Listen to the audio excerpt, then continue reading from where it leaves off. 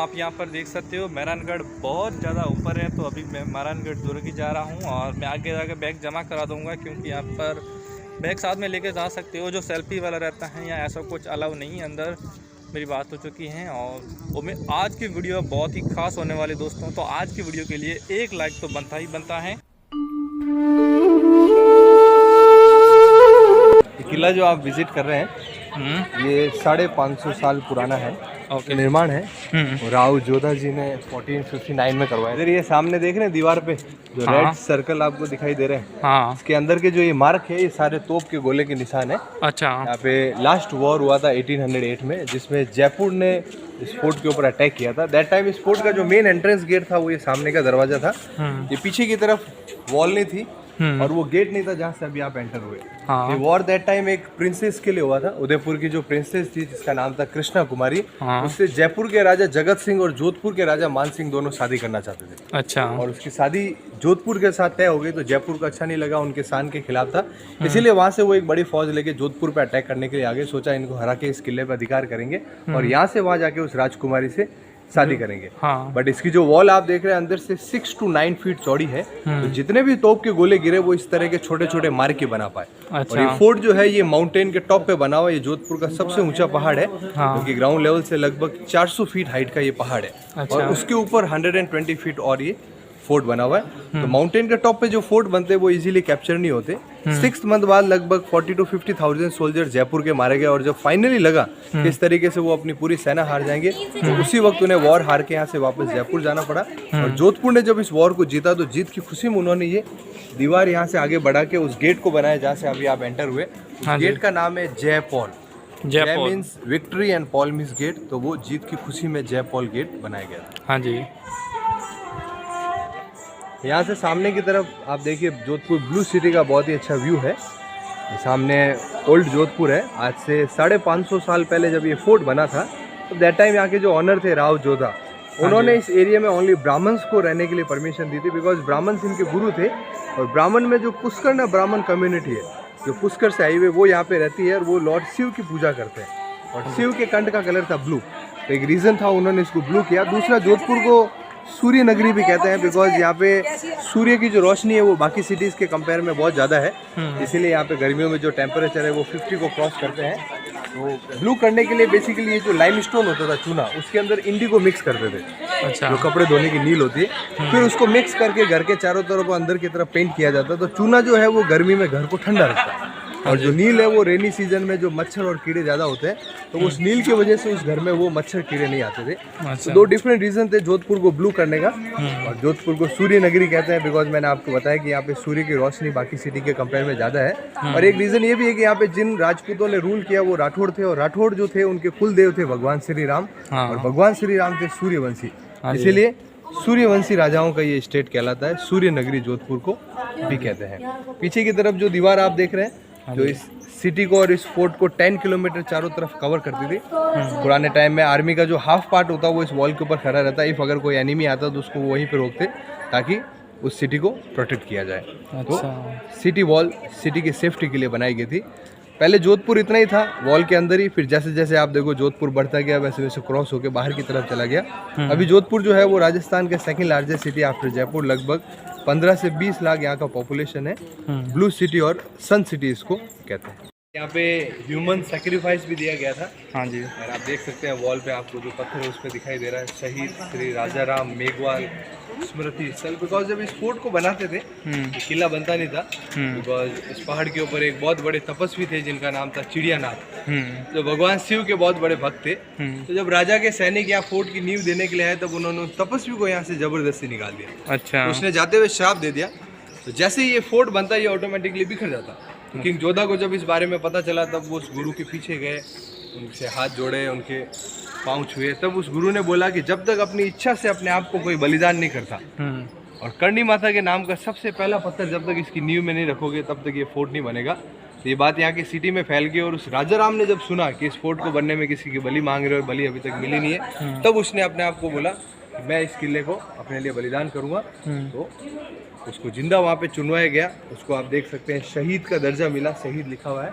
उसके बाद में ये फोर्ट बना। तो आज भी जब इस फोर्ट का फाउंडेशन डे होता है तो उस दिन इस आदमी के लिए जो 12 मई को होता है बहुत बड़ा सम्मान किया जाता है। इसके जो एंसेस्टर, इसके जो परिवार वाले हैं उनको स्पेशली यहाँ पे बुलाया जाता है और उस दिन इस इंसान की मेमोरी में इस फोर्ट को कम्प्लीटली विजिट। ये 1515 का भी दिखा रहा, तो मतलब उनके जो भी वंशज है उनको मतलब 1515 विक्रम संवत है। अच्छा 1459 है। ओके ओके, मतलब विक्रम संवत आगे चलिया करें ना।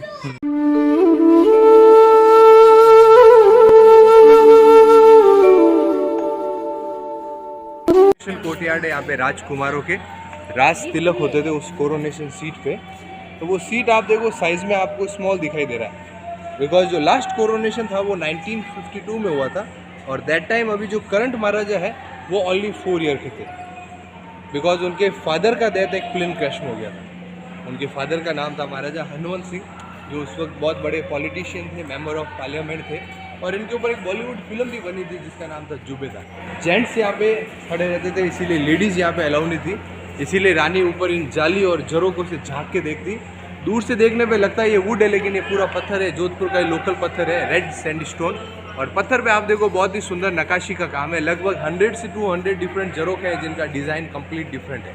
तो झांकी महल, पीपिंग पैलेस इनको कहते हैं।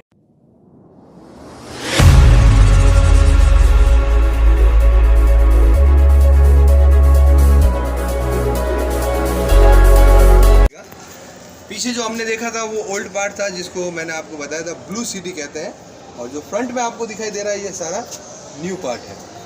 यहाँ पीछे की तरफ आप देख रहे हैं जो आपको बिल्डिंग दिखाई दे रही है, पैलेस उमेद भवन उसका नाम है। वहीं पे जो अभी करंट जो राज परिवार है वो उसी पैलेस में रहता है। वो मॉडर्न भारत का सबसे ब्यूटीफुल पैलेस है और आफ्टर बकिंगहम पैलेस वर्ल्ड का सेकंड लार्जेस्ट पैलेस है। वहाँ पे ताज विवांता का होटल भी है, वो पब्लिक के लिए भी ओपन है और करंट जो रॉयल फैमिली है वो वहाँ रहती भी है। ये महाराजा तखत सिंह जी का शयनकक्ष था, उनका बेडरूम था।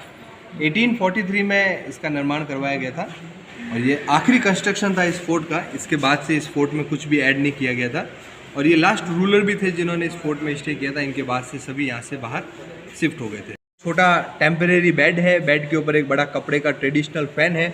उस फैन का जो रस्सी है वो नेक्स्ट रूम में जाती थी तो वहाँ दासी बैठ के उस पंखे को खींचती थी। जो सीलिंग है वो पूरा वुडन का है बिकॉज लकड़ी जो है वो हीट को एब्जॉर्ब कर लेता, तो गर्मी में रूम का जो टेम्परेचर है वो नॉर्मल रहता। दीवारों पे सुंदर कलरफुल ग्लास है, इसका फ्लोर भी काफ़ी सुंदर ऐसा लगता है जैसे कारपेट, बट नेचुरल कलर से बनाया हुआ सारा हैंडमेड वर्क है।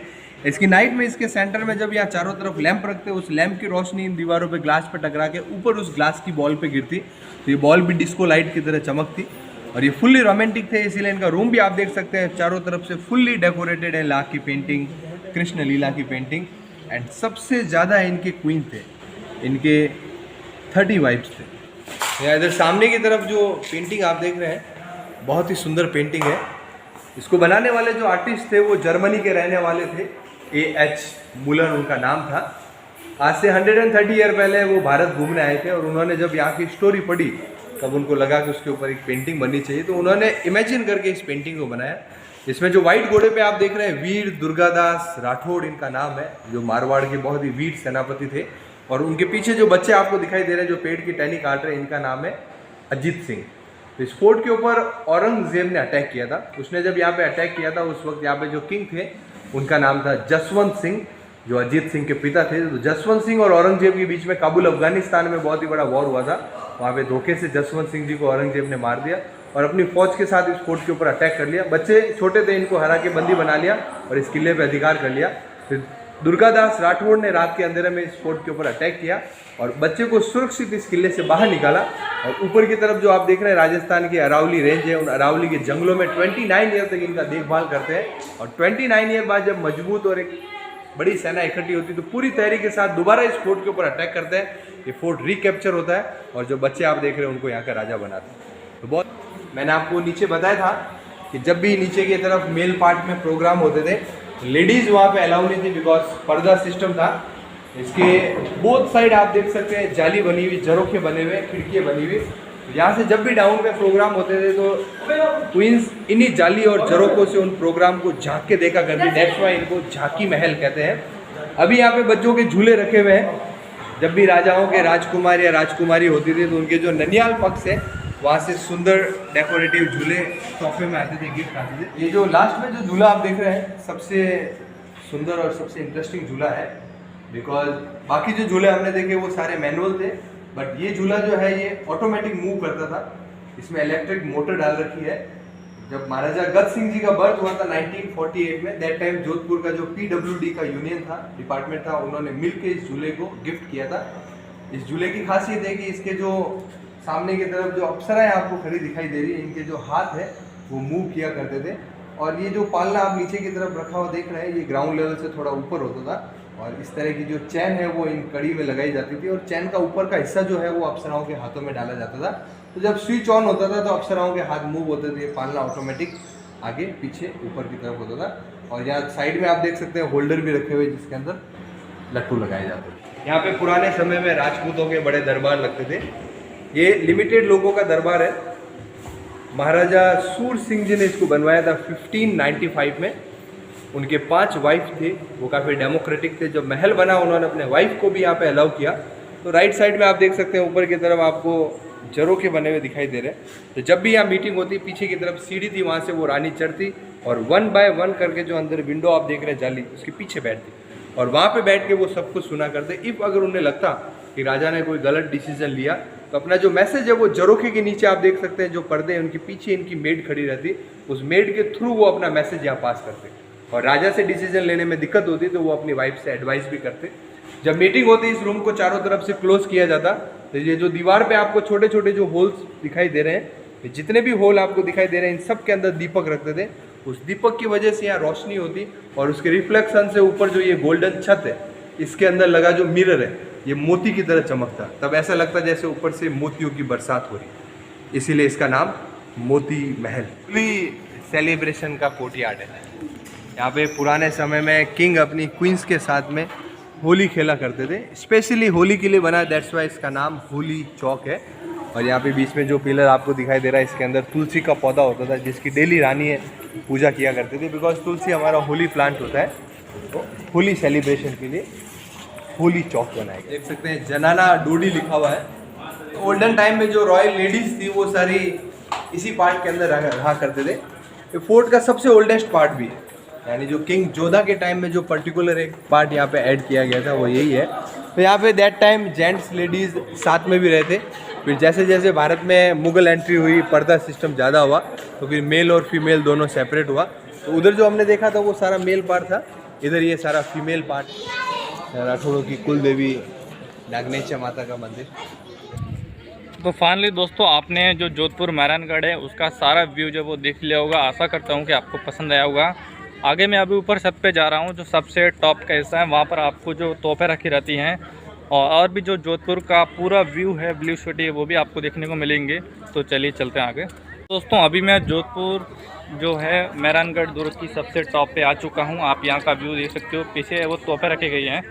तो दोस्तों आप यहाँ पर देख सकते हो, आपको लोहे की जो बड़ी बड़ी तोपें हैं ये युद्ध के समय काम आती थी और जिसके अंदर गोले डाले जाते थे। अब बाकी दोस्तों आप नीचे देख सकते हो, आपको जोधपुर सिटी का एक व्यू है वो देखने को यहाँ से मिल जाता है। तो दोस्तों ये जो ऊपर का व्यूज है और टॉप का, जब आप इसके नीचे यूँ झांकते हो तो यहाँ पर देख सकते हो बहुत ही ज़्यादा गहरा है और आगे जाने के लिए बंद किया हुआ है। आगे जाना मना है, नो एंट्री है। तो वो वहाँ पर माता जी का मंदिर है। तो दोस्तों उम्मीद करता हूँ कि आपको वीडियो पसंद आया होगा। वीडियो पसंद आए तो वीडियो को लाइक करना, चैनल को सब्सक्राइब करना और वीडियो नीचे कमेंट करके ज़रूर बताना। तब तक के लिए दोस्तों जय हिंद।